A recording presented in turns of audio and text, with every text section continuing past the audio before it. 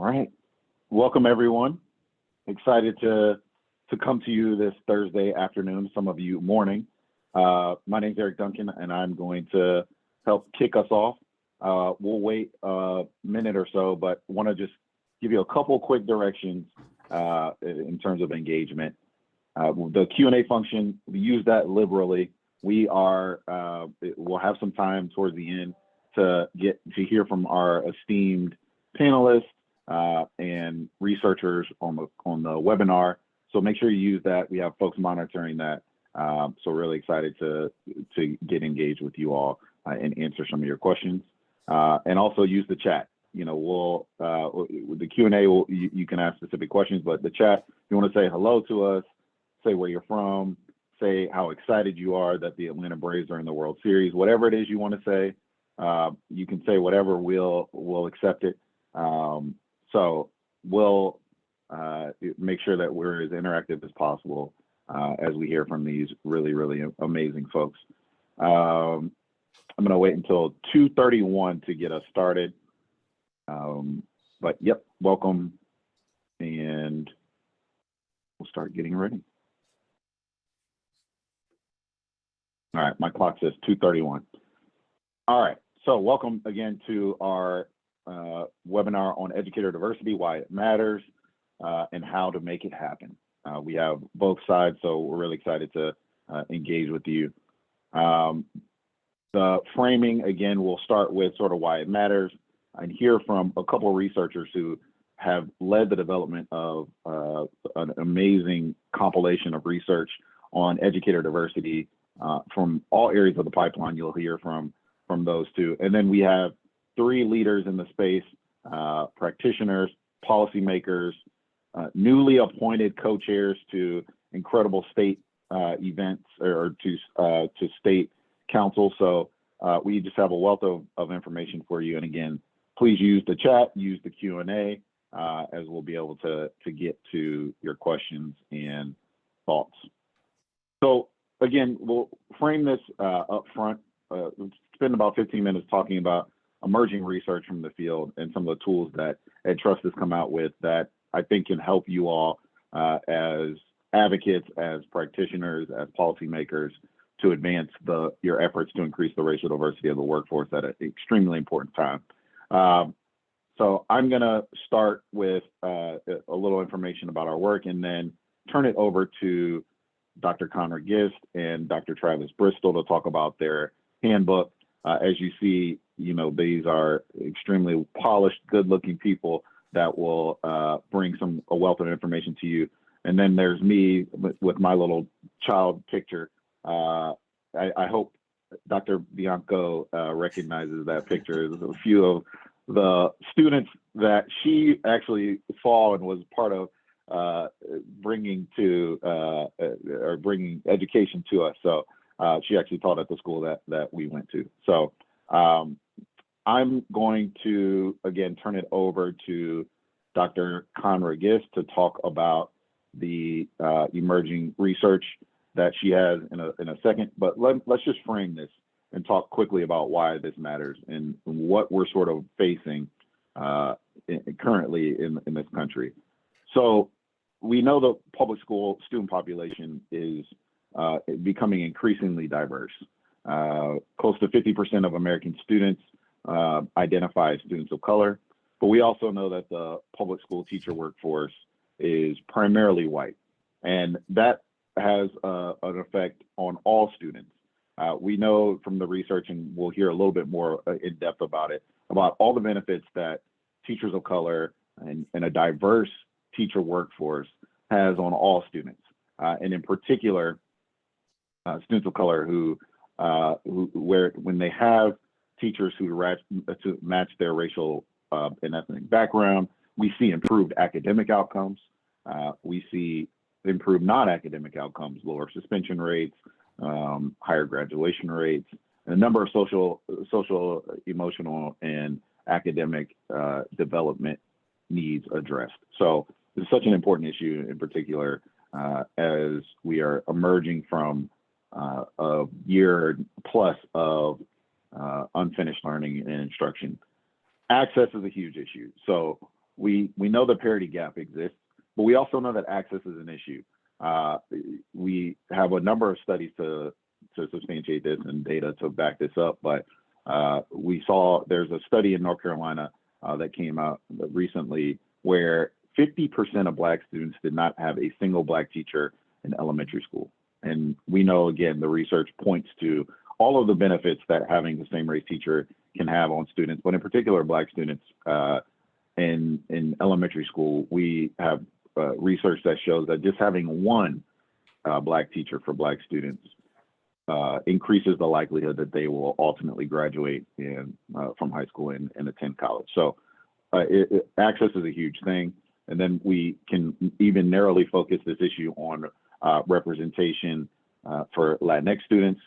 25% of students in the United States are Latinx, but fewer than 10% of teachers are. So again, the access issue is particularly relevant and looming as we dive a little bit deeper into the research.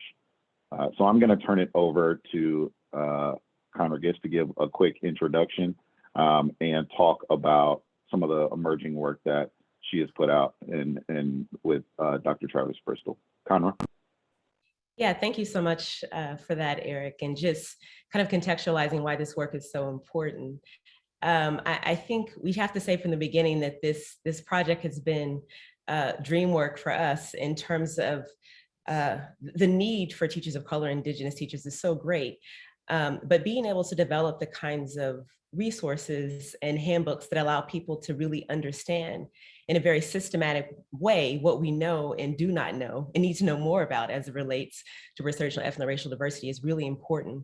And so just thank you to EdTrust for partnering with myself and Dr. Bristol to talk about this work. And what we wanted to do really quickly is just to sort of talk about the goals that framed the project originally, some of the guiding questions that orient the work, and all the people that made this project possible, in addition to our esteemed panelists that we have here for today. So I think the next slide just kind of lays out really quickly what the overarching goals were around this work. And so the first, because it's almost like everybody's talking about teacher diversity these days, right? But we wanted to be really thoughtful about how do we actually organize folks who have deep expertise around this topic. And so the first goal around the handbook was really to organize a group of research scholars with expertise related to what we know and need to know about growing and sustaining ethno-racial diversity across the teacher development continuum. And you'll hear, I think, that phrase throughout our webinar today in terms of thinking about the teacher development continuum, because it's not just about recruitment and it's not just about retention, but there's so many aspects of what it means to actually go about supporting, advancing, and helping teachers of color and Indigenous teachers actually thrive. And so what we really wanted to do is organize folks who take up that work, number one, and then number two, to begin to develop the research base, to get really clear about what that means. And so we did that by organizing 11 domains of inquiry. And we call them domains of inquiry because we're thinking about how can we dive deeply in these research areas to identify the things that we need to be doing well from a kind of a state or local or program design perspective, and also the kinds of things that we need to generate more research about. And then finally, goal 3 is kind of embodied in us coming together today, which is to create opportunities to actually disseminate and advance a research agenda across a teacher development continuum. And so in our partnership with EdTrust and other partners over the course of the next year, we'll be working pretty diligently to get the word out around this project. And so just really quickly, just kind of the orienting questions that shaped our work. There are 3 questions that are listed in the next slide that talk about essentially what does the research say about the supports and structures that guide teachers of color, Indigenous teachers across the teacher development continuum? What does the research say about the barriers that prevent teachers of color, Indigenous teachers successful matriculation along the teacher development continuum? And then finally, what does the research say about program pedagogy and policy changes needed to recruit, support, and retain teachers of color, Indigenous teachers? And so we just offer that as a kind of an opening framing because we had these big guiding questions. And then what we wanted to do was to spend some time really diving deeply into the domains of inquiry. And so what we do on the next 2 slides is just to kind of give an overview of how we're thinking about the domains of inquiry. So for the first, in terms of thinking about recruitment, and I guess I just have to say that we have been so honored to work with leading scholars in the field across these 11 domains of inquiry. And we list them all here and their affiliated institutions, but there's so much that's said about recruitment, but we really wanted to be able to define what are all the different ways that we can bring in more BIPOC educators into the profession.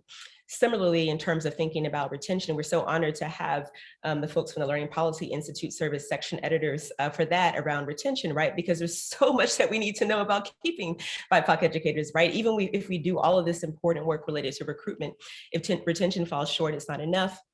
And then the in-between of that is thinking about program design and preparation. What does it mean to actually center design around the needs of BIPOC educators in this work? And within that, a mentorship as it relates to educator preparation programs within, but also mentorship that happens in the context of school districts later, right? And then also, we talk so much about the needs for program design around BIPOC educators, but then thinking specifically about how minority serving institutions really inform that work in really thoughtful ways. And so we're really grateful to Dr. Fenwick for helping us think about that and what it is that we can learn from these institutions. And then the final 6 domains of inquiry related to professional development.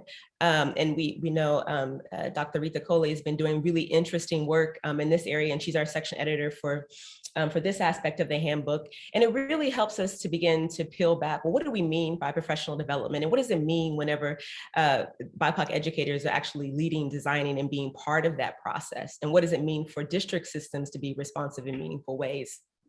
And then that's actually dependent upon making sure that we have teacher induction and human resource development systems that support that work. Part of the idea around the teacher development continuum is that we can't necessarily generate research, policy, and practice in isolation of these other systems.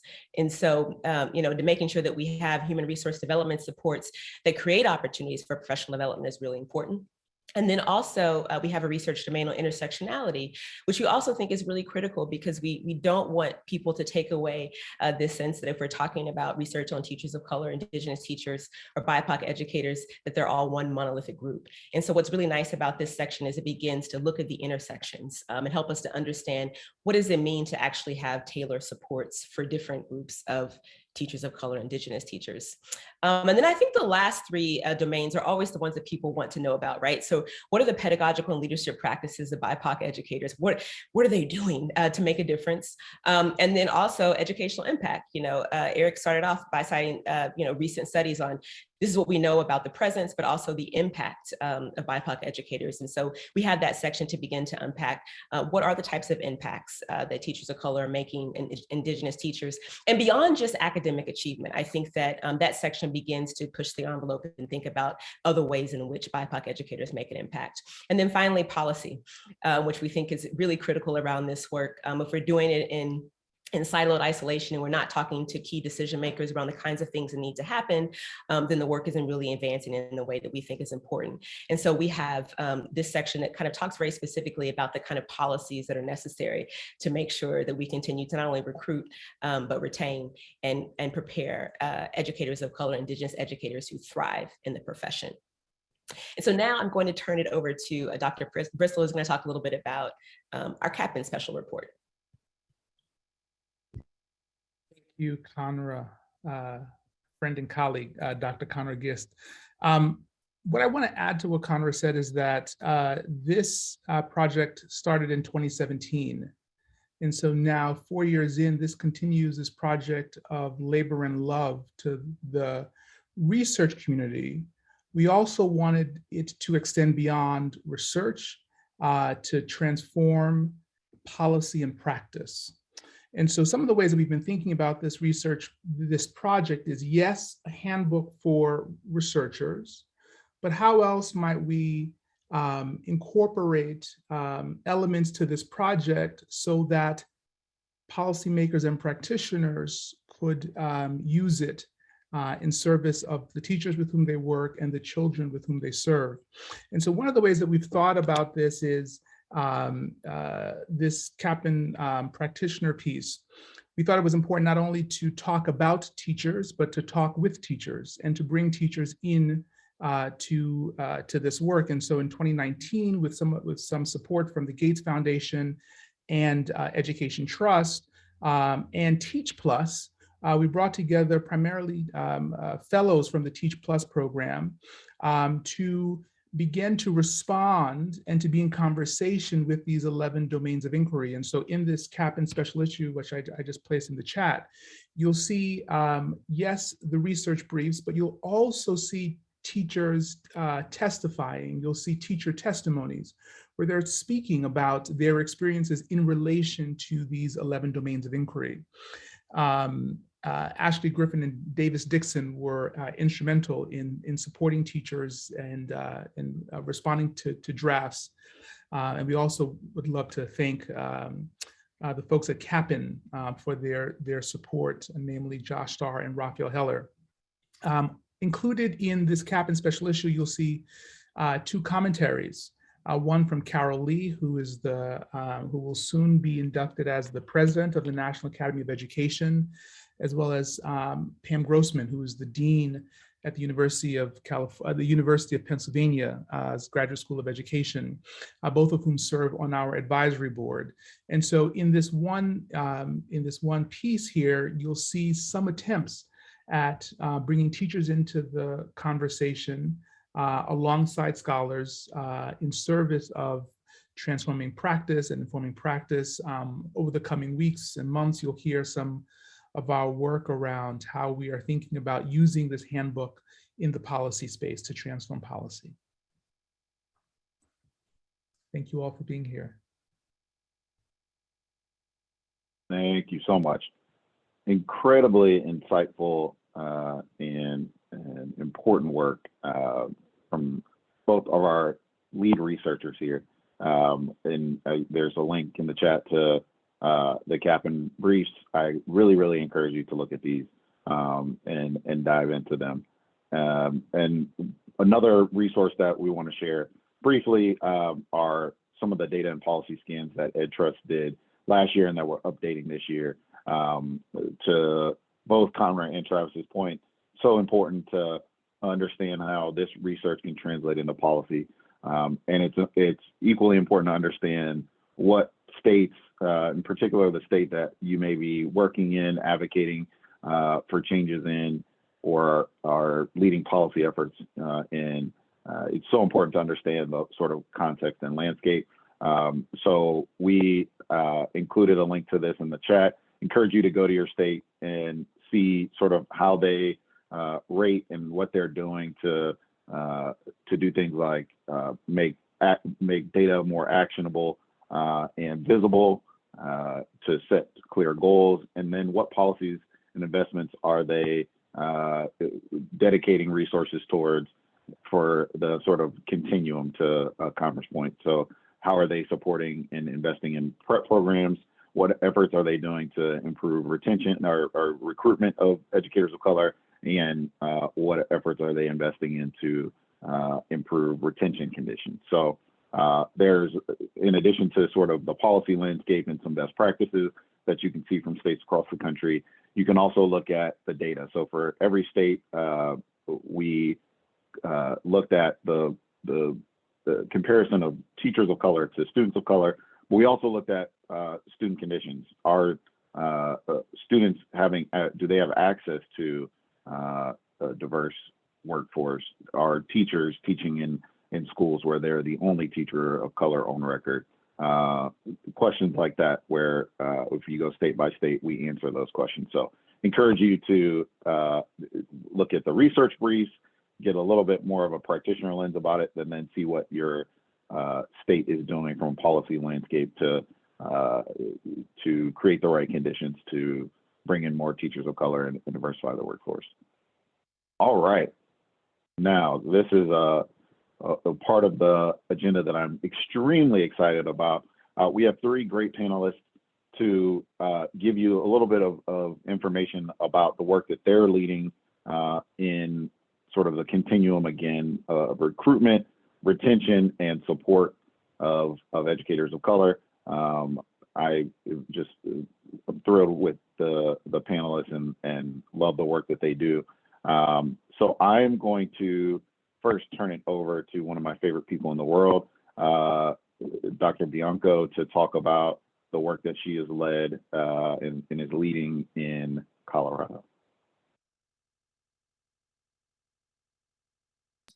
Oh, I was on mute. Good afternoon, everybody. I'm so glad to be here and participate in this webinar. For this first 5-minute part of the introductions, I created a short video that kind of highlights a Grow Your Own program that I started here in Colorado that is now national.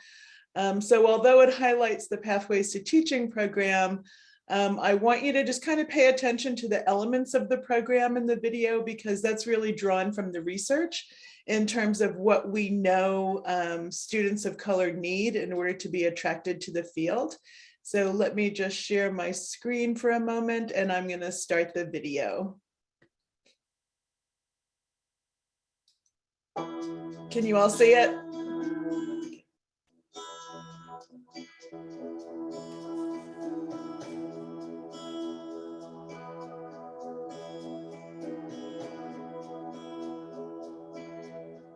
Today, the majority of kids in our public schools are kids of color, but only 8% of our teachers are teachers of color, 2% of our teachers are African American males.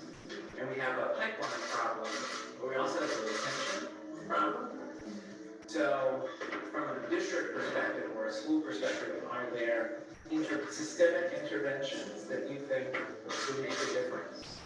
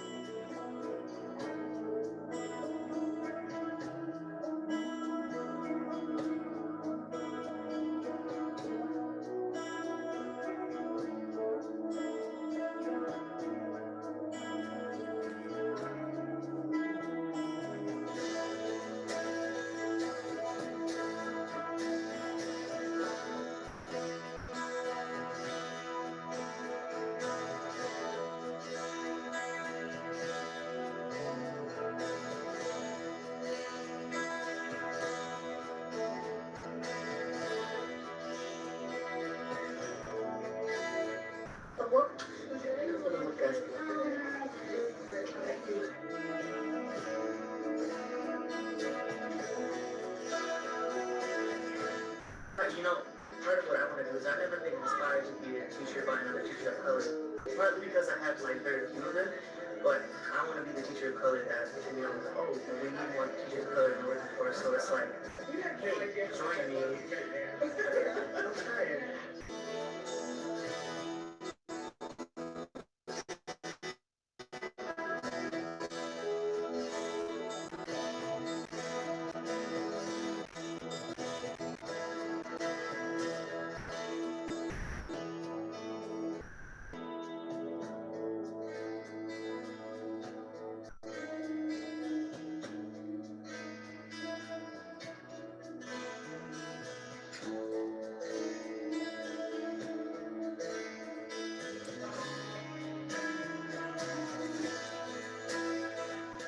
And ever since I was in this class, I realized, okay, I really need to take school seriously, because I'm starting to realize that school is so important and I understand why I'm doing things.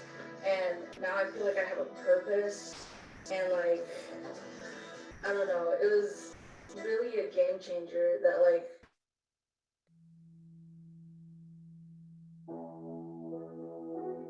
So my research project is about the academic effects of high school students who are homeless. Some things in our research is that one of the most vulnerable populations experiencing homelessness is youth and children. They are important to me because I relate to it. My freshman year of high school, I was homeless and I'm going through this.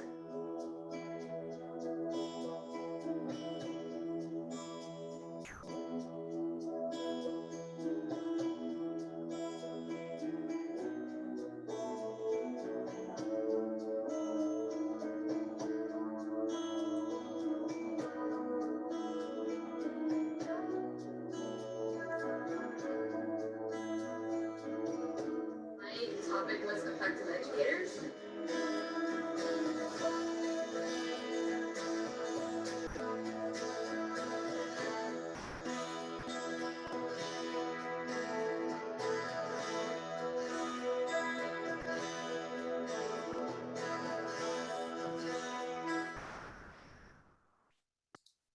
Well, thank you for your attention, but I hope you got something out of it in terms of some of the elements of the program that we know from the research help students be encouraged to become teachers. So that's my 5 minutes. I'm done.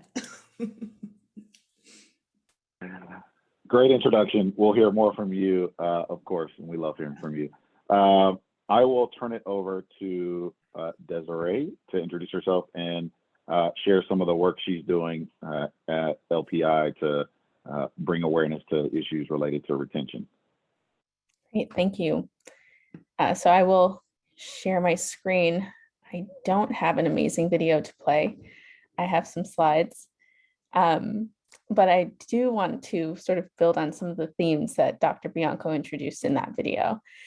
So yes, I'm Desiree Carver-Thomas. I'm a researcher and policy analyst at Learning Policy Institute, where my work focuses on issues of teacher supply and demand and teacher diversity. And our contribution to this project has been on retaining teachers of color. But as those first few slides in the video you just saw highlight, there's really this inextricable link between retention and recruitment. And we know that access to comprehensive teacher preparation is a key element to retaining teachers for the long term. Teachers who enter teaching with little preparation have turnover rates that are 2 to 3 times greater than those who enter with comprehensive preparation. And teachers of color are less likely to have that kind of comprehensive preparation. They're more likely to enter through alternative routes to teacher preparation. 1 in 4 teachers of color enter through those routes. That's double the rate of white teachers. And it's even more so for new Black teachers, about half of whom enter through an alternative certification pathway.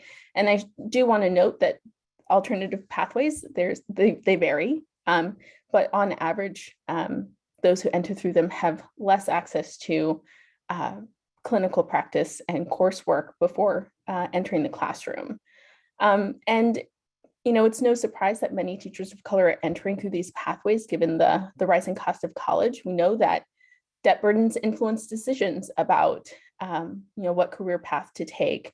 And this is especially true for Black college students who carry greater amounts of debt and who are more likely to change their career plans because of those loans. And we know that Latino college students have higher loan default rates. And so there's a greater relative burden to student loans there.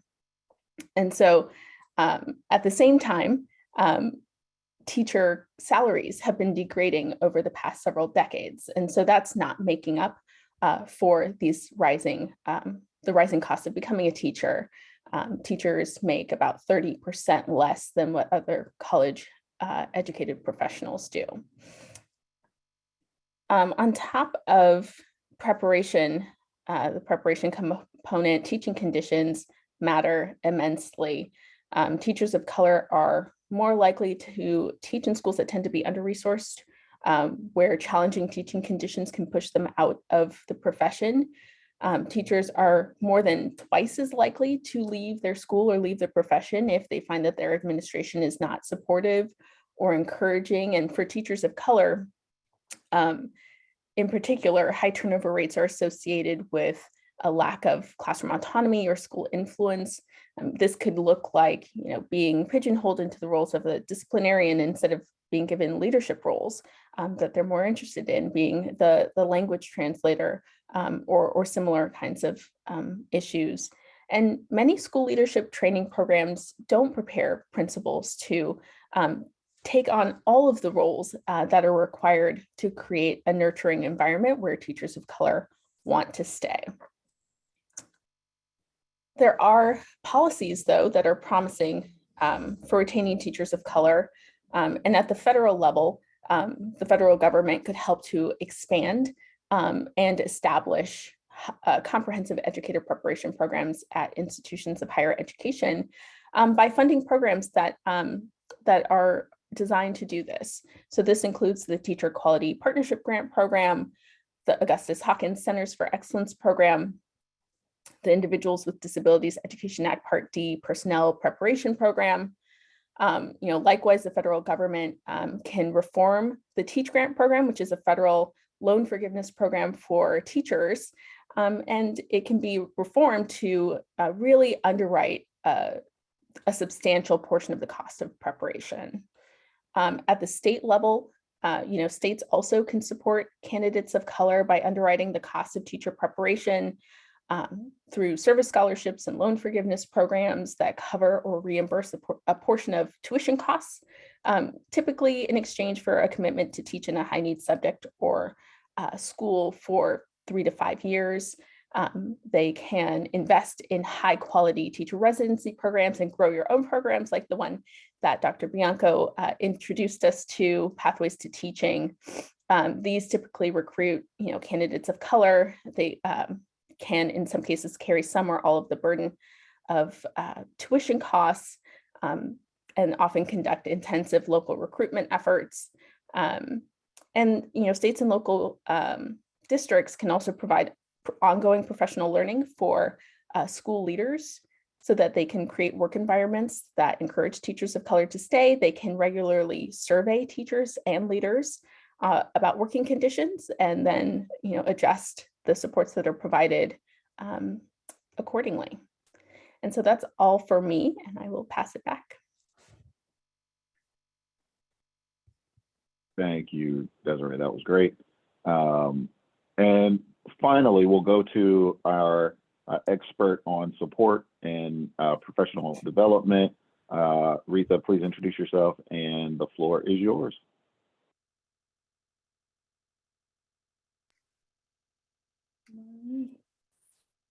Second.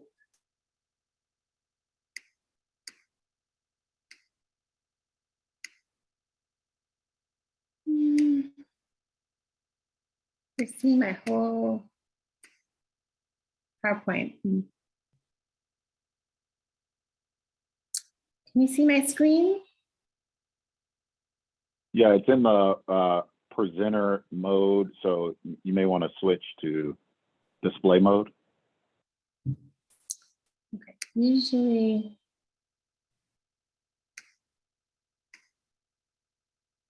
Okay.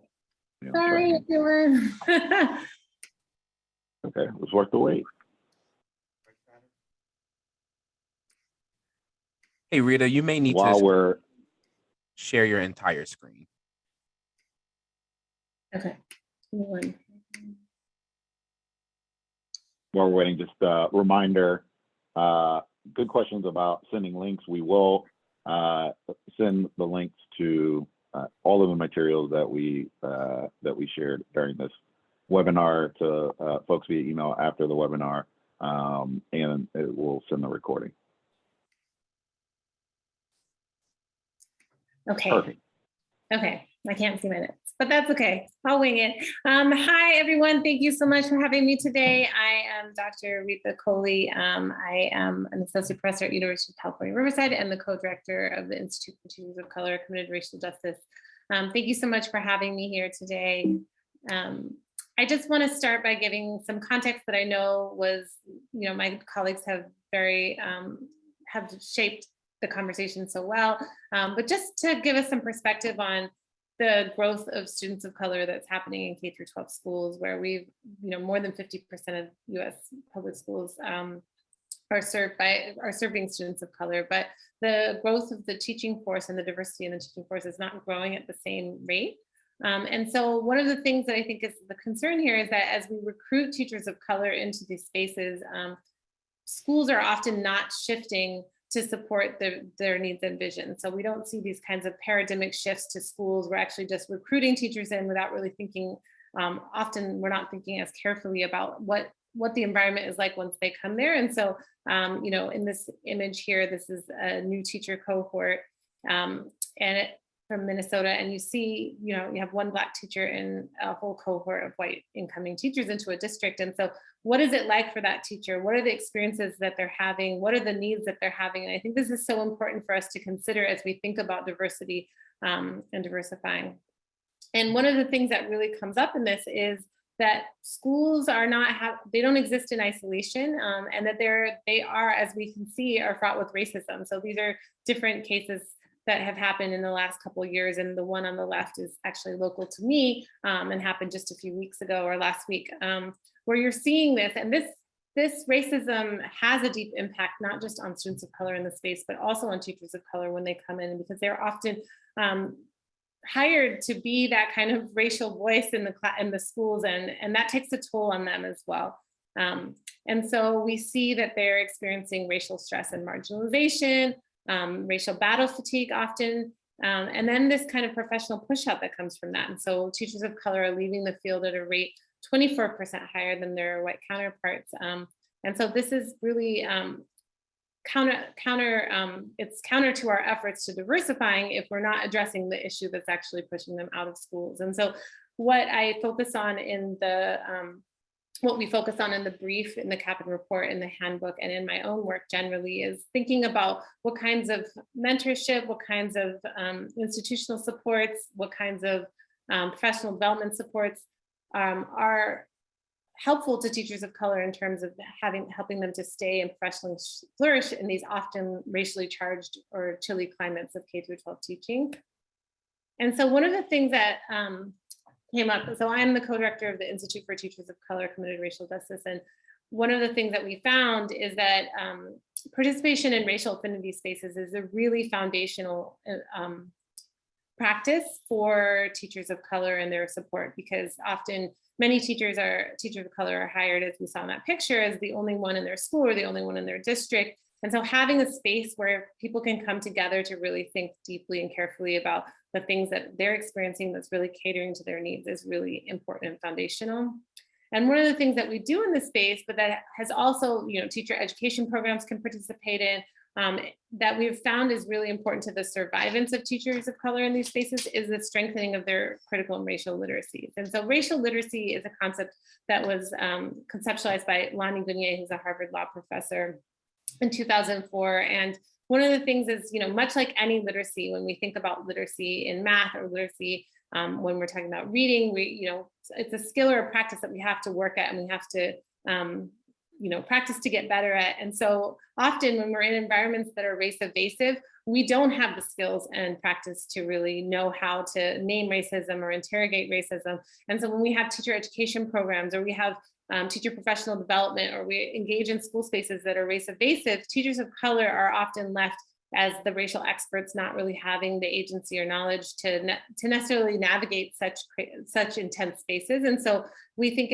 one of the things that has been really foundational and helpful is having this kind of critical and racial literacy, where they're understanding and interrogating racism and other forms of power and equity embedded within institutions. And these are things that the more that they practice them, the more that they see models of how to do this, the better it is for their retention and their support and thriving in schools.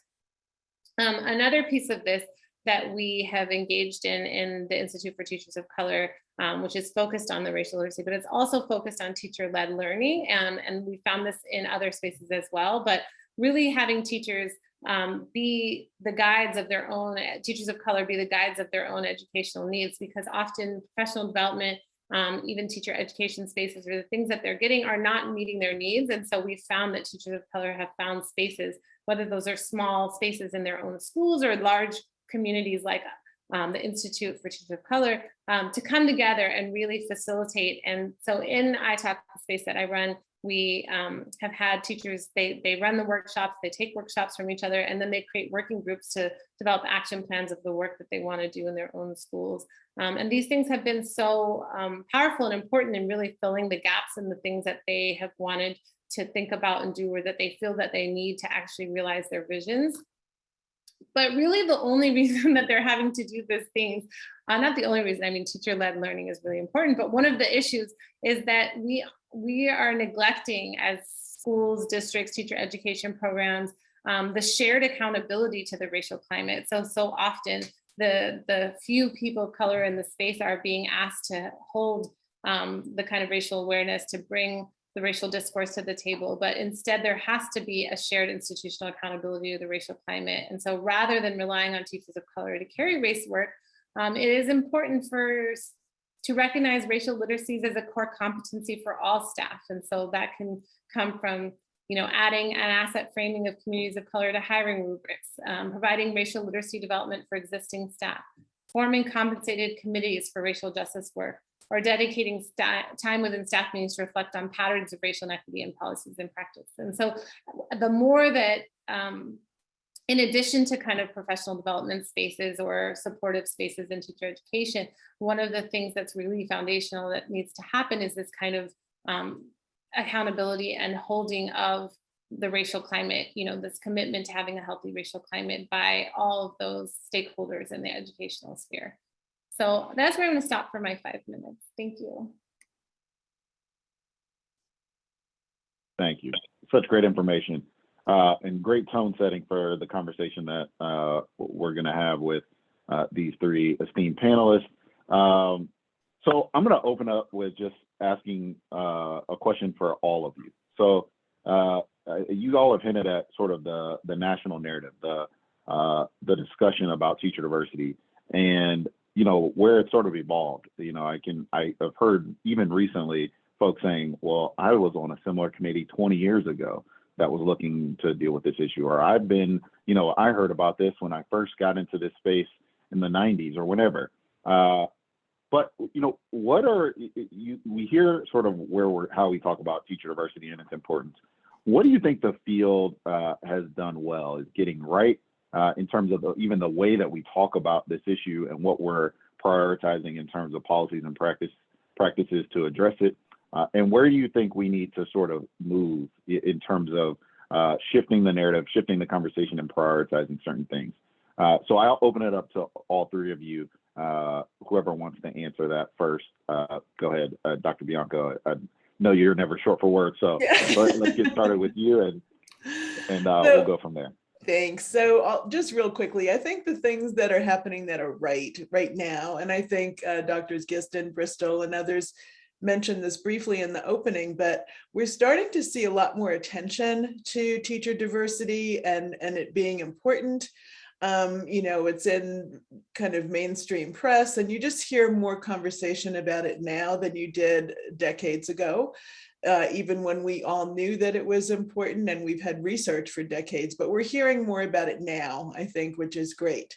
I think what we're doing wrong and we need to do better is oftentimes we talk about teacher diversity in terms of like a checkbox. So school districts and universities all have a strategic plan around increasing the racial diversity. And so great, we increased it by 2% this year. But we're omitting from the conversation, which I think is hugely important, is teacher diversity, faculty diversity needs to be incorporated in every conversation around educational excellence. So we're not just a checkbox, but we have to talk about all the major contributions that we make to students from, pre-K all the way up through PhD programs. So those are, the two things that come to mind for me anyway. Absolutely. Great framing. Desiree, did you want to? Sure, I'm happy to add in. I think one of the things that's going well is this sort of highlighting the benefits of having teachers of color and really appreciating the assets that teachers of color bring to the classroom. I think that's incredibly important to recognize those strengths and that impact. I think sometimes in doing that, though, we can veer into sort of essentializing teachers of color, and the idea that, you know, just any person of color in a classroom is going to, you know, have a certain impact on a room full of children. And I think that's a mistake because, you know, a lot of the research, you know, what it points to is that, you know, when you control for everything else, you know, preparation and certain conditions and so on and so forth, you know, we see this greater impact of teachers of color, and particularly the research is focused on Black teachers, but is expanding. And so it's not just being a teacher of color, obviously, you know, we are seeing those impacts, but it's also being a teacher of color who's well prepared and in a supportive environment, and who gets professional development and all of the other inputs that are important. It's important to invest in teachers of color so that they can, you know, pass along those investments to their students.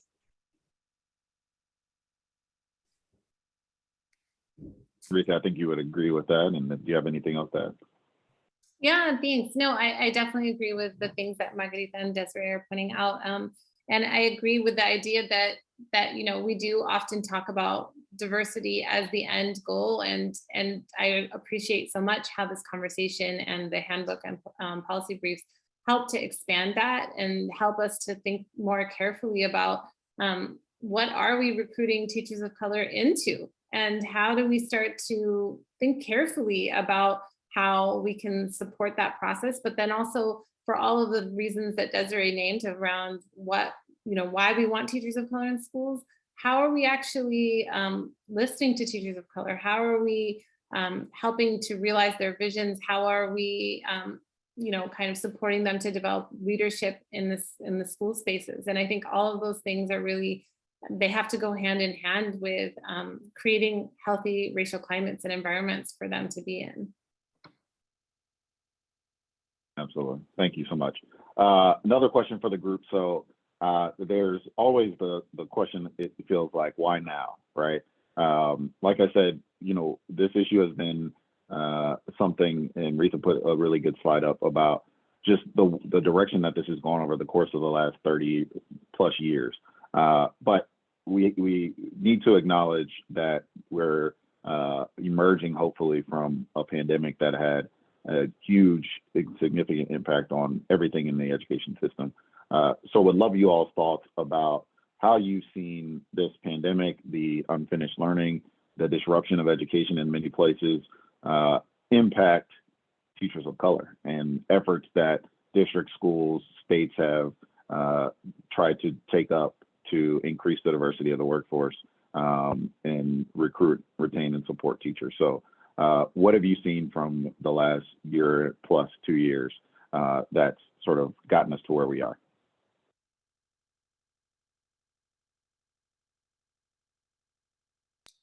So please. Yeah, one of the disappointments for me has been that, and this is true for at least 2 of our Pathways to Teaching students who had their first year of teaching last year.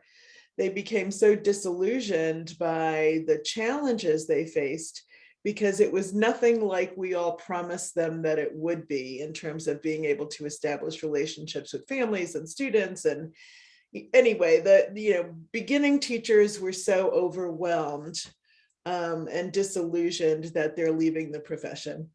I think that's true for teachers who, you know, have been thinking about retiring.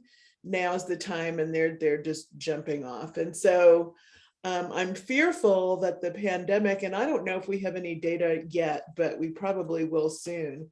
I'm just fearful that the pandemic has exacerbated our already desperate critical shortages of teachers in ways that we might not have anticipated, and has turned off those beginning teachers who we would want to nurture and keep them in the field, are just deciding that they want to do something else because it wasn't what they thought it was going to be. So I think it's going to have a horrible effect on, you know, I think we've taken a few steps forward, but now I think we've taken a few steps back. Desiree? Sure, I'll echo what Dr. Bianco shared. We are on the heels of a study in California on how the pandemic has affected shortages in districts, sort of a handful of districts in the state. And what we're hearing is that the shortages have gotten much worse, much more difficult to fill vacancies this year, even up to, the start of the school year or weeks into the start of the school year, that struggle to fill vacancies. And also, districts are thinking about how to leverage, in some cases, a very large windfall from both the state and federal government in recovery funds, and thinking about, how to use those dollars to recruit more teachers of color. It's something we heard as a priority, which I think is promising, but the fact that it's been really hard to actually see that through because of all of the challenges that Dr. Bianco spoke to, that's disheartening. But that's sort of what we're hearing from the field. I just want to add on to the context that my colleagues provided around, thinking about teachers of color enter the profession with more debt. Many first-gen college students who enter the teaching profession, just thinking about the impacts that COVID has disproportionately had on communities of color and the financial impacts on people's families. And so, I would imagine that we would see kind of widening gaps in the impacts when it comes to teachers of color as well. And then, I think there's been a lot of discourse on the dual pandemic and of, the racism that we saw, the systemic racism and the movement for anti-racism that had fell a lot on the shoulders of teachers of color. And so there is a lot of evidence that has showed that, there are many teachers of color who have been asked to take on and lead anti-racist work, but then have also been under backlash from a lot of things that we've seen with the attacks on critical race theory and other things like that. And so I think that we can't disconnect the conversation around diversity in the teaching force from the kinds of labors that we're asking teachers of color to do in schools, but we're not supporting them to do. I think also on top of just the professional challenges that the pandemic brought on to many of us is also the personal challenges. So for many communities of color, we live in extended families. So we have elders that we're taking care of and children that we're taking care of. And so there was a tremendous stress that was put on, many communities in addition to the professional, but just the personal stress of having to care for family members while all of this was going on too. Yeah, it's a really important point to put this into context. And then in addition to the pandemic, you guys have sort of talked around this a little bit, but some of the narratives and conversations about, the quote unquote critical race theory issues and some of the just working conditions that are extremely difficult for all teachers, but in particular teachers of color, I think can't be ignored. So I'm hopeful we'll dive into that a little bit more. One of the questions we got that sort of dovetails into the question that I had for you, Dr. Bianco, was about just the effective programming that we've seen in states or districts or in areas to both recruit and retain teachers of color. And your program as sort of a grow your own program, I think is one of the ways that we've heard you and even Desiree sort of talk about as a strategy to both recruit and retain teachers of color. So can you talk a little bit more about your program as a sort of a grow your own program and what makes it a little bit more unique and highly effective? Yeah, thanks, Eric. So, I think one of the things that really makes Pathways to Teaching stand out and be different from some of the other Grow Your Own programs, because there's plenty of them around the country and many of them are very good and effective. But for me, anyway, to the best of my knowledge, Pathways to Teaching was developed by a woman of color, a first-gen person. So the program was really developed around the things from my personal and professional experience in terms of what I know that students need. I was a classroom teacher for more than 20 years before even going into my doctoral program. So all of that really helped me form what I thought was important. Beyond that, I spent 2 years just reading everything I could about why teachers of color enter the field. And for me, that was critical to be able to take what I learned and embed that in the curriculum. And in fact, that really kind of formed my guiding principles that we use that inform everything about the program. So I think it was that research around, why teacher diversity is important, but also why do teachers of color enter the field? So we know that teachers of color enter the field for racial justice, for thinking of teaching as an act of social justice, racial uplift, and being, role models and mentors. So really building that into the curriculum was super important. And I think is one of the things, it's that carrot that really helps young people understand that they have tremendous value. So we're talking about young people, many of them, have a GPA of 1.2, and they're allowed to take and encouraged to take this class that now starts to talk to them about why they're such a value to their community and how they can make a tremendous impact by coming back to their community to make the changes. Who better to disrupt educational inequities than somebody who's experienced them? So when we start to help students understand the policies that disenfranchise them, and how can they come back to the school and make a difference? So those are the things I think that really help us stand out a bit from some of the other programs. Absolutely. And we've gotten a lot of questions, and we've had a discussion about creating these sort of culturally affirming spaces, tapping into the power and benefits of being a person of color in this country, and the positive aspects of it. And I think you've done such a good job of creating a curriculum that models that, right? And so it's extremely important. What are some of the things that you have sort of tried to advocate for, even at a state level or just policy changes to?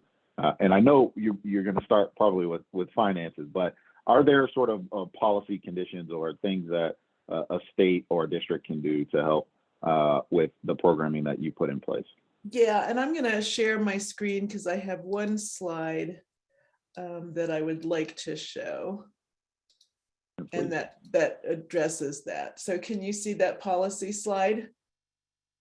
Yes or no? No. Oh, you can't. All right. We see. How about now? Can you see it? Nope. All right. I'm going to stop sharing and I'm just going to talk about it then. In terms of things that need to be done, definitely money. So scholarships are huge. So, the Pathways to Teaching students over, we've got 12 years of data. One of the things we always ask is, what are some of the barriers that you feel to be able to enter college and pursue education, pursue teaching? It's always about money. It's always about not having enough money. It's about having to work. So many, and this, I'm in teacher prep, and so that's my job and I love it.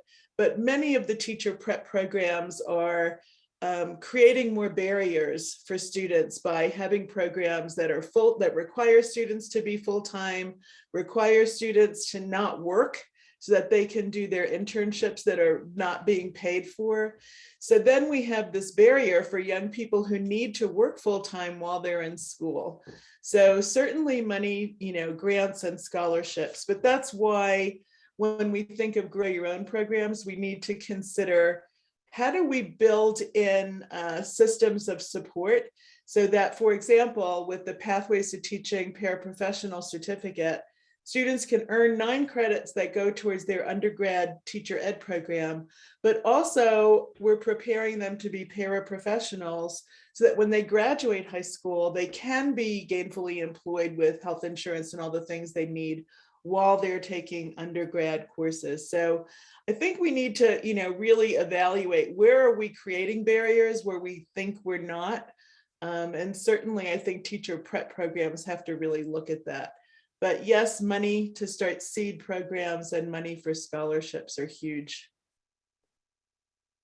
Yeah, that's great. I love that aspect of the program in the dual enrollment where, you know, the high school students are working towards a specific credential, and even if they don't end up ultimately going into the classroom, there's opportunities to be leaders in their schools and support those efforts. So amazing work. Thank you for that. Desiree, you know, you've done some really incredible research on a variety of issues and topics in educator diversity, retention being one of the areas in which I think the work that you've done has been super, super important and really stands out. I know in conversations I have with folks, I pull from your research all the time. So super grateful for that. You sort of gave a overview of, you know, some of the reasons why we see teachers of color leaving the profession and having issues with retention. Based on the research, what do you think stands out as sort of the most important reasons or ways to keep teachers of color in the classroom? And if you could talk about sort of what we're seeing with current conditions in that answer, about sort of why teachers of color in particular are leaving at a higher rate. What can we and what can policymakers, schools, school leaders do to make sure that those teachers of color stay in the profession? Sure, and I'll add on to what I discussed previously, which is, you know, really the importance of entering the profession well prepared and then having supportive working conditions while being in the classroom. I think, you know, it kind of comes down to those two themes. And when it comes to preparation, you know, I mentioned that teachers of color are far more likely to enter the profession through an alternative certification pathway that's, you know, tends to have far less preparation. And by that, you know, I'm including clinical practice, coursework, mentorship, and getting feedback from other teachers, you know, so on and so forth. All of the sort of components that make up a comprehensive teacher prep program, you know, they're far less likely to have those experiences coming in through an alternative pathway. And, you know, that's not to, you know, disparage that that choice, because as I mentioned, you know, it's a logical choice to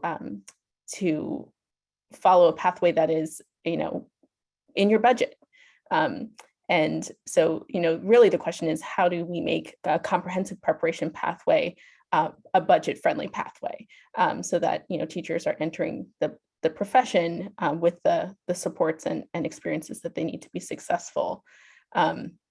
We have some new data here in California that shows that Black and Latino teachers are more likely to be entering through alternative certification pathways, and those are associated with much higher turnover rates. I think it's, well, I don't want to guess, but the turnover rates within 3 years are significantly higher than those for individuals who enter the profession through a traditional pathway. And so it's not just about, you know, getting teachers of color into a classroom, but it's really about making sure that it's in a manner in which they'll want to stay. So that's one piece. And then when it comes to teaching conditions, I think my colleagues here spoke to, you know, a variety of issues that influence teaching conditions. And one of the things that, you know, our research has pointed to is the very strong relationship between administrative support and teacher retention. Obviously, administrative support encompasses a host of different activities or characteristics of what a school setting will look like. But when we look at that sort of you know, models, quantitative models, that's one that pops up as being one of the most predictive of whether or not a teacher will stay in the profession. And so I think, you know, in terms of, you know, future research, I think it's really important to think about, well, what does that really look like? You know, what does it really look like when an administrator supports a teacher of color to stay, or, you know, many teachers of color to stay in the classroom, what are those practices and how do they learn those practices? And how are they supported to carry those practices out? I think that's something that I'm very interested in continuing to understand. Absolutely. You brought up a lot of really important points. I think the preparation side to the retention question and integrating that, I think, is something that you've done such a good job of bringing to the forefront. And I think a lot of what we've heard is a lot of states and folks are sort of promoting the residency models in terms of getting those more robust clinical experiences. But to your point also, we need to make sure those experiences are in spaces that are culturally affirming and are safe, and I think that's where a lot of Rita's research comes into play. And then I think the role of administrators. We had a question from the chat about how do you support teachers in a space where an administration is not as culturally responsive or affirming or aware, and still needs to go down their sort of anti-bias journey. And I think you bring up such a good point. If we're going to tackle these retention issues, really need to dig into that. So I appreciate that. Rita, would love to sort of shift to you. Your work, you talked so much about sort of the spaces that teachers of color and the trainings that they receive. Talk about some of those supports. What are the ways that folks should be approaching the supports for educators of color to ensure that they're tapping into some of the unique characteristics of those experiences, and what have you sort of done from building off of what you presented earlier to make sure that teachers of color get those right supports? Yeah, thanks so much. And I think Desiree was on point when she names that, we have to pay attention to both of those pieces. How are we preparing teachers of color when they enter the field, and then how are we supporting them once they're there?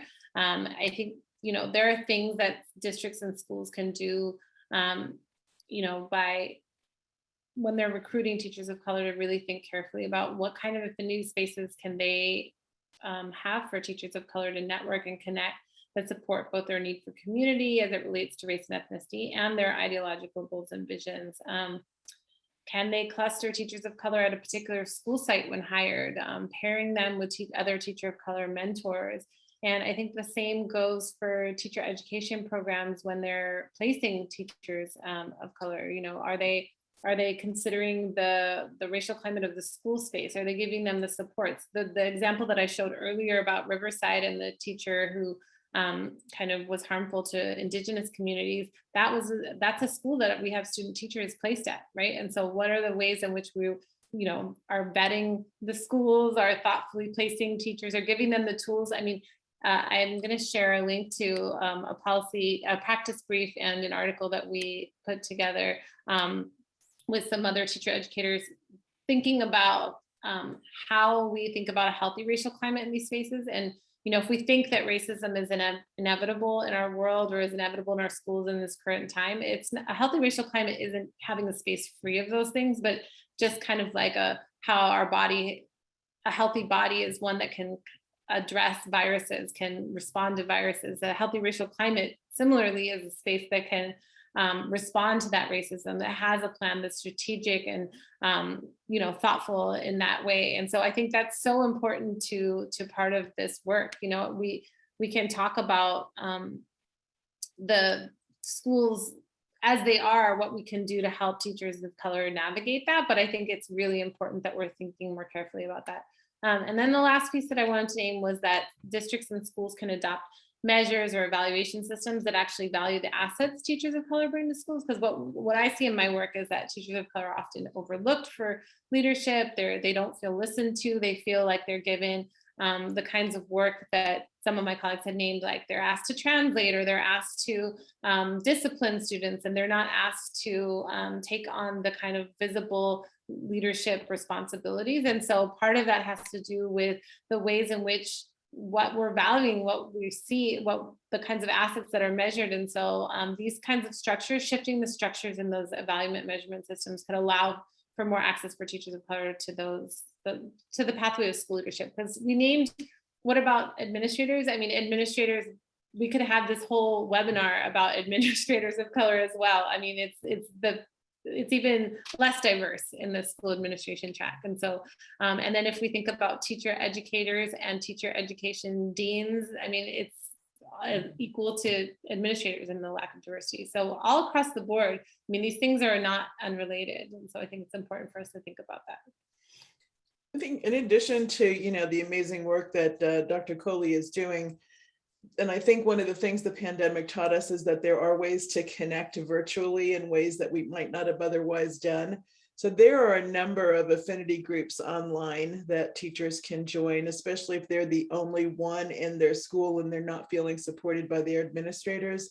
There's a number of platforms where they can join and at least feel heard by other groups too. Yeah, it's a great point. And that was one of the questions that we got. We hear about experiences from teachers of color who are forced out of their role, are harassed, are put in conditions that are awful, and it would make anyone want to leave those conditions. And so, what type of supports do those types of teachers who may not be in a community where there are other teachers that look like them, that share those experiences, that can ally with them, what do they do? And I think you both sort of brought that up, and the affinity groups are good. And if you have other examples, we'd love to hear about that as well. I saw you go off mute, Rita. Yeah, sorry, I just wanted to name, I mean, affinity groups can be as large as iTalk, the institute that I run, but they can also happen. I've watched teachers do this across just, a Black teacher circle across, maybe not even at their school, of other teachers in the district. Or in Minnesota, there's a great model where they kind of have a shared district model. There's 4 different districts where teachers of color only make up 4% of teachers in the state. And so there aren't enough teachers of color in one district to really be that kind of mentor model. And so they pool their resources across 4 districts. And so let's say you're a math teacher, a new math teacher, and you need a mentor, and you want a mentor that has racial ethnic match, then they'll find someone from a local, a different district that's part of this community, and that they're building collectively. But even if you don't have that, just finding like-minded allies at your school site and coming together can make all the difference as well. Absolutely. Great points. Want to get into some of the Q&A, give you all a chance to interact with some of our participants. You guys have done a really good job, and would love to hear even more. Maybe Desiree, you're close to this, the examples of the systems that you've seen that are doing some of this work really well. And then you can sort of, we talked about grow your own programs as ways to recruit more teachers of color. What have you seen in terms of innovative ways that states, districts, schools have, doubled down on making the profession really interesting to educators of color? We talked about, Dr. Bianco's done a really good job of tapping into this racial justice, social justice aspect. If there's any other, really, especially during this time, creative recruitment strategies that you've seen, we'd love to hear about those as well. So opening it up to the group, recruitment strategies, or where you've seen sort of other school systems or states or programs that have arisen do this work particularly well in terms of recruiting and retaining teachers of color. I'm happy to speak a little bit about teacher residencies. I mentioned them, and you mentioned them, but for those who are less familiar, I can give a little bit of a overview. Basically, they are typically district university partnerships through which that offer a year-long apprenticeship style preparation program. Typically, the resident is teaching under the wing of an expert teacher pretty much from, for the entire school year. So they're able to see sort of what does the beginning of the year look like versus, the last day of school. And they gain, more and more responsibility over the course of that time, while they're also completing coursework at the partnering university. This is different from an kind of what you hear about alternative certification programs, because they're not the teacher of record. The expert teacher is the teacher of record, and they're learning and practicing during that time. They're typically structured to offer financial support. And this is, where I want to kind of speak to what's been mentioned before, that's really a critical element, because they are in school pretty much every day of the week. That financial support is crucial so that they can, pay for tuition and also living expenses. And we have a study on what those programs look like in California, and those have been studied pretty extensively. And it's shown that, these programs tend to be much more diverse than even your traditional preparation programs. Residents tend to stay in the profession much longer than other new teachers, and they're rated to be effective. And, the study that I'm thinking about on California's residencies shows that there's still, those benefits are accruing, but there's still that financial challenge, and so the way that those programs are structured is really important. I think from the grow your own perspective, I think that, districts and states need to partner and create agreements so that, for example, a district can hire X number of students who have gone through the program in that district. On the other, there's another piece of this too, in terms of districts really need to have some level of transparency in terms of who they hire and how they went through that hiring process. So, who did they interview, and then who ultimately gets the job? In addition to real specific training for people in HR, so that they know their own, hidden biases that they have as they approach interviewing and hiring folks. So I think that that's critical, is some level of transparency there too.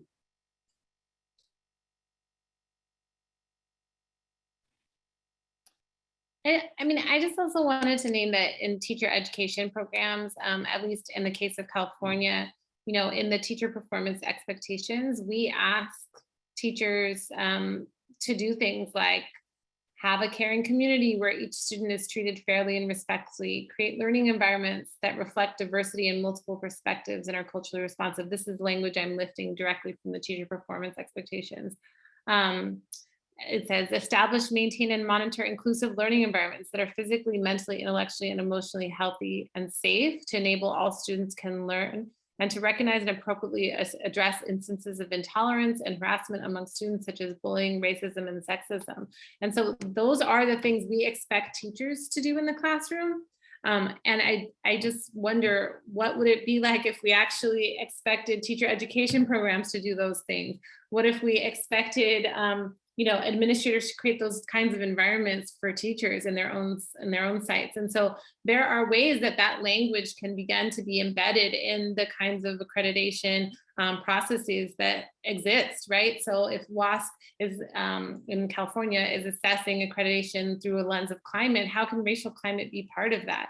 When we're thinking about teacher credentialing, we have to have criterion for school placements, but what if we added language where those sites had to be supportive of teacher diversity and culturally responsive teaching, where those administrators had to be thoughtful about issues of race and equity, even for the selection of program supervisors, which is one of the bullets in the accreditation, having supervisors have understanding of issues of diversity and racial inequity, the kinds of language that we can add to those documents that are really going to hold us accountable to. We can't expect teachers to carry this work when we're not modeling that for them in these other domains. Such a great point about holding those programs accountable. We actually had a question about that. So I think there's a ask, Rita, for you to maybe write a blog or something that captures all of those great insights that you just articulated. Maybe you and I can collaborate on that moving forward, because to your point, there should be some ways to hold these programs accountable for creating the right conditions to support educators of color and prospective educators of color. So thank you for that. Let's get into. Could I add a point on that? Please. Just to follow up, I think that's such a great point. And I think a piece of that is also, you know, the data that that prep programs can and should share and be transparent about on, you know, in terms of their enrollment of candidates of color and completion rates for candidates of color. Some of those data are required by the federal government, but not all states kind of present that in ways that are really user-friendly or comprehensive. Some states have surveys for teacher prep candidates, like in California, but it's not always easy to disaggregate that by race and ethnicity, and not all states do that. So all of that information can be sort of part of that, you know, ways of holding prep programs accountable. Yeah, absolutely. Looks like you want to co-author the blog that Rita and I are doing, so we'll reach out to you soon. Dr. Bianco, you're always welcome as well. Okay, there was a question about money, so maybe you all can answer this, and there's some federal resources that I can talk about as well, or Desiree, you had some insight about this, but there's you know, programming going on now, it sounds like, where folks are trying to think about piloting grow your own programs or ways to support the preparation of educators of color. But, you know, to your point, you brought this up earlier, Dr. Bianco, there's some financial challenges for this, right? Where, if you can maybe even talk about your own personal experiences, you know, how do you get the funding to do this work? Where do you pull from? Where are some traditional sources or non-traditional sources, maybe from your research, Desiree, even that we can share? But Dr. Bianco would love to hear your insight on it. Yeah, so when I talked earlier about spending several years just doing lots of reading in terms of why do teachers of color enter the field, another part of my reading was how do we create programs that are going to work, that are going to attract students of color to the program. And one of the things I learned was there were great programs that have been around for 3 years, 5 years, and then they die at the end of a funding cycle. And so right from the beginning, for me, I was very intentional in creating a program that doesn't have a lot of bling, but I have not had a grant, and we're entering our 13th year. So we've figured out a way to do kind of a shared funding model. So it's, you know, all the stakeholders that really have an investment in making these programs work. So you need to have a faculty lead or some champion that's really going to move the work forward. But you really need to have who's committed at the district level, whether it's a superintendent or somebody who is doing post-secondary work. So district level, a faculty member tied to higher education, and then you have to have the individual principals who are all willing to commit to. So if everybody chips in, whether it's finances or human capital, then you can make it work, and it doesn't have to cost a lot of money. So one of the things that I worked hard for was to make sure that the courses that we developed are approved through the career technical ed side of things, so that schools can tap into Perkins funds to help support the program. But so there are ways to get creative, but like I said, our program doesn't have a lot of bling. The website, you know, looks okay, but I do that myself. It's not like I have this whole team of tech people that can help me do a lot of this stuff. But nonetheless, you know, I'm proud of the fact that we've not had any external funding and still around, you know, 13 years later. So I think that that's one of the hallmarks of our success in terms of really getting people to be a coalition of the willing. Love it. One piece of advice: be a superhero like you and pull together all the money and establish those strong relationships. It's one way to approach it. No, but yeah, absolutely. I get to your point. It lives in the people, not necessarily the grants or the immediate funding sources.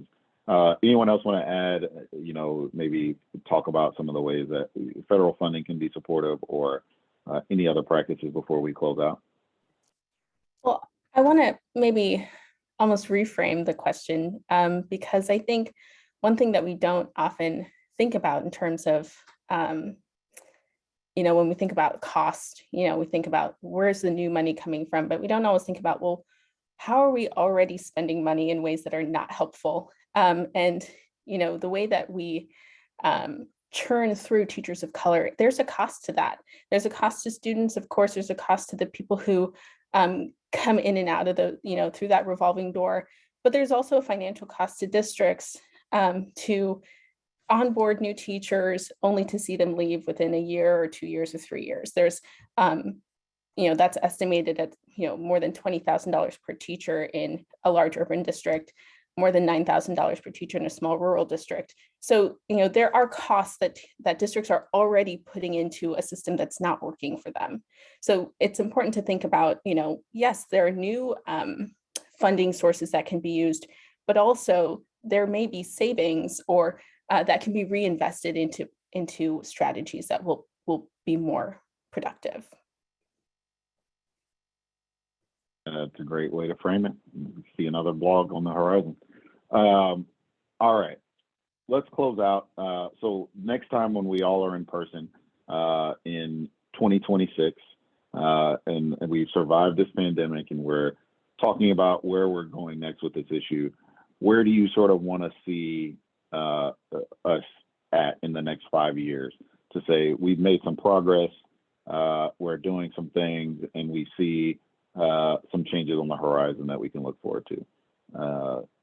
So I'll start with you, Dr. Bianco. And just as a reminder, folks, before we close out, we will be sharing our resources and a recording from this following this webinar. I want to thank you all for being here. Thank you to all of the researchers, panelists, thought experts who joined this and have created such amazing work. We're so appreciative of you, and thank you all for being here. And then I'll turn it over to my more capable colleagues to close us out. So in answer to your question, one of the things that we know from the research is that teachers are not encouraging young students to become teachers generally. And more specifically, we know that teachers of color are not enticing or telling young students of color that they should consider becoming teachers. So we know this from research for June Gordon, like 15, 20 years ago or more. And even in my own research, I'm finding the same thing. So if I could have one goal that we could accomplish, is to elevate the teaching profession, and so that our current teachers are talking about becoming a teacher to their young students in ways that really show the passion, of what a teacher has and does. I mean, I've been a teacher forever, and I want to make sure that other teachers love the field as much as I do, and encourage young people to consider joining them. So that would be one of the goals that I'd like to see happen.